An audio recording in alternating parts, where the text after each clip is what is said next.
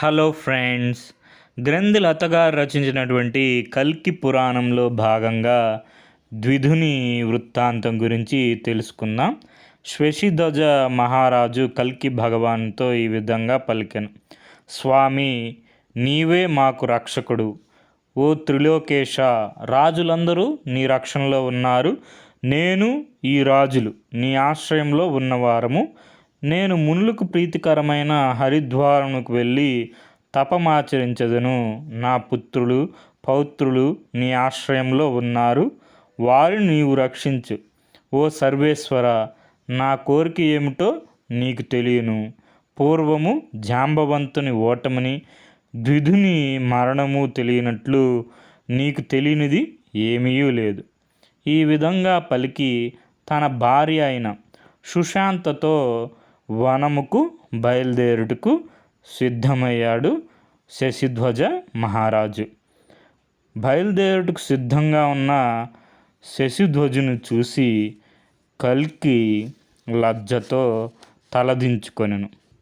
అది చూసిన రాజులు, స్వామి, శశిధ్వజుడు మీతో ఏం చెప్పాడు? ఆ మాటలకు మీరెందుకు లజ్జతో తలదించుకున్నారు అని అడిగారు. దానికి కల్కి భగవానుడు ఈ విధంగా పలికెను: భూపతులారా, ఈ ప్రశ్నను మీరు శశిధ్వజుని అడగాలి. కృతనిశ్చయుడు, జ్ఞాని, నా భక్తుడు, నా యందు అచంచలమైన భక్తి కలిగిన ఆ శశిధ్వజుడు మీ సందేహమును తీర్చగలడు. కల్కి ఈ విధంగా పలికిన పిమ్మట సభలోనున్న రాజులందరూ శశిధ్వజుని వైపు తిరిగి తమ సందేహమును తీర్చుకోవడానికి ఇలా అడిగారు: ఓ రాజా, నీవు కల్కితో ఏం చెప్పావు? కల్కి ఎందుకు నీ మాటలు విని తలదించుకున్నాడు అని అడిగారు. దానికి శశిధ్వజుడు ఈ విధంగా పలికెను: పూర్వము రామావతారంలో శ్రీరాముని తమ్ముడైన లక్ష్మణుడు రావణుని పుత్రుడైన ఇంద్రజిత్తును వధించెను.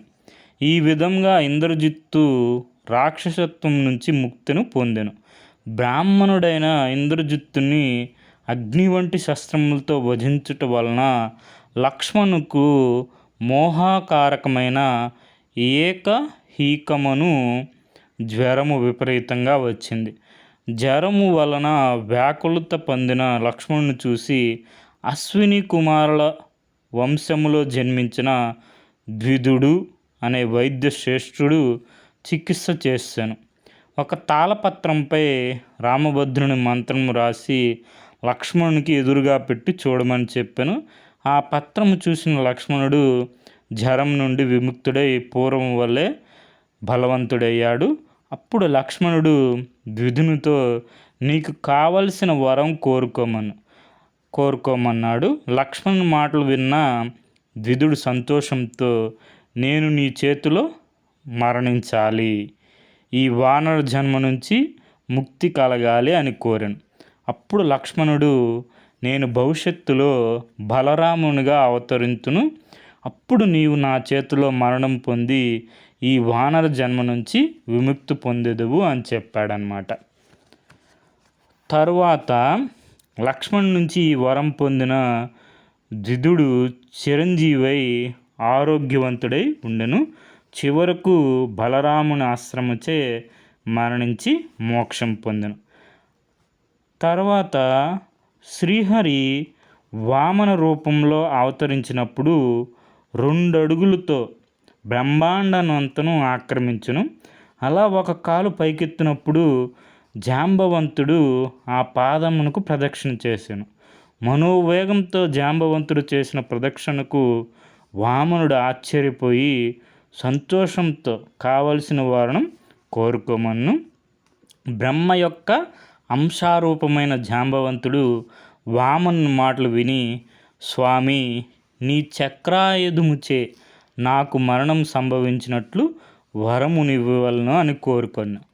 వామనుడు జాంబవంతుని కోరికను మన్నించి, నేను కృష్ణునిగా ఈ భూమిపై అవతరించినప్పుడు నా చక్రంతో నిన్ను సంహరించి మోక్షము ప్రసాదించును అని పలికెను.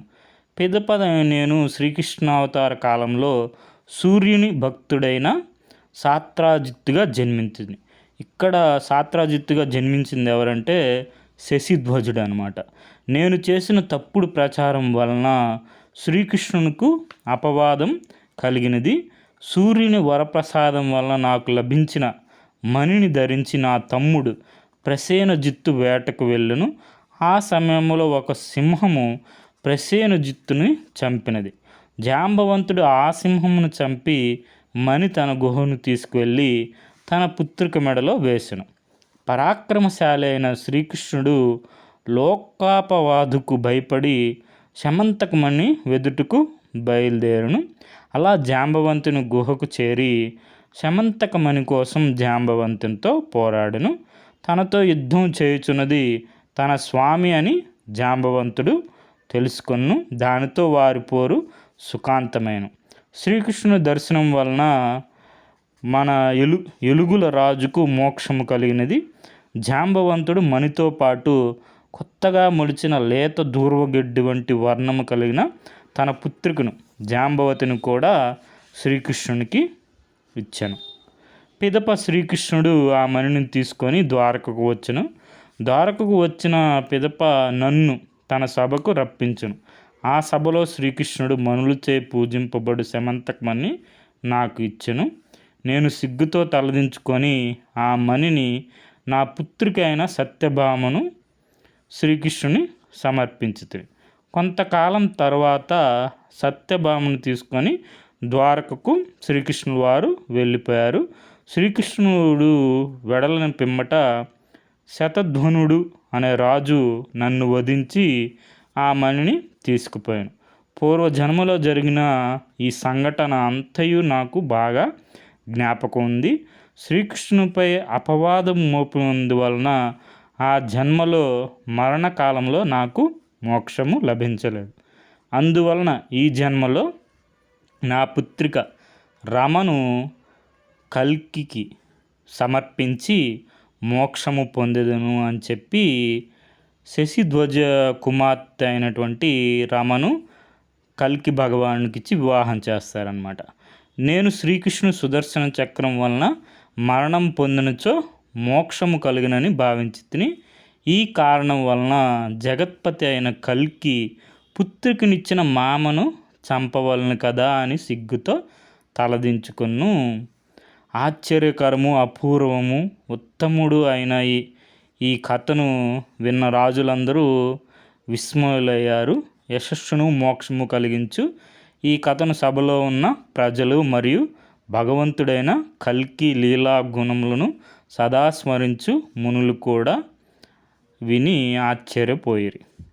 ఇది మనకి కల్కి పురాణంలో భాగంగా ఉన్న ద్విధుని వృత్తాంతం.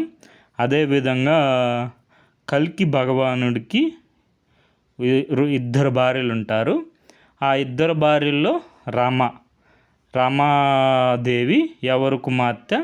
శశిధ్వజుడు సుశాంత కుమార్తె వివాహం జరుగుతుంది కల్కి భగవానుడికి. మనం ఇప్పుడు ఒక క్వశ్చన్ చూద్దాం. కల్కి భగవానుడి యొక్క భార్య ఎవరు అని క్వశ్చన్ అనమాట. కౌముది. మనం కల్కి భగవానుడికి ఇద్దరు భార్యలు అనుకున్నాం కదా. మొదటి భార్య మనకి పద్మావతి దేవి అనమాట. పద్మావతి దేవి యొక్క తల్లిగారు పేరు కౌముది. సుశాంత వచ్చి మనకి రమాదేవి యొక్క తల్లిగారు. ఉమాదేవి మనకు తెలుసు, ఉమాదేవి పరమశివుని యొక్క భార్య. రమ మనకి కల్కి భగవానుడి యొక్క భార్య. మనకి ఆన్సర్ అనేది option 4. Okay friends, thank you for watching.